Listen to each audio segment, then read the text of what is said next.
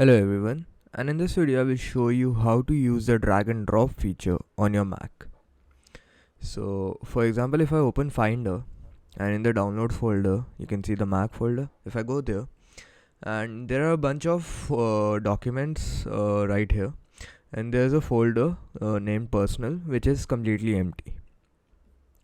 So if I want to transfer this folder, benefits of SWOT analysis, to my personal folder, I'll just drag it. I'll just click on it and drag it and then drop on personal. So as you can see, the document benefits of SWOT analysis is not over here anymore. It is in the personal folder. So you can also do this with multiple documents. So for example, if I want to drag and drop these three documents from here to the personal folder, I'll just on my keyboard uh, press command and then hold these three and then drop them in personal.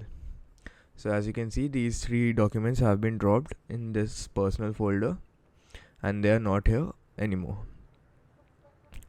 I can even if you see the tab bar over here, if I want to transfer, if I want to drag and drop this personal folder from here to the downloads folder, I'll just click on it and drag it and drop it over downloads.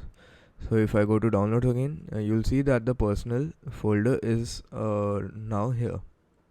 So that is how you use the drag and drop feature on your Mac. Thank you.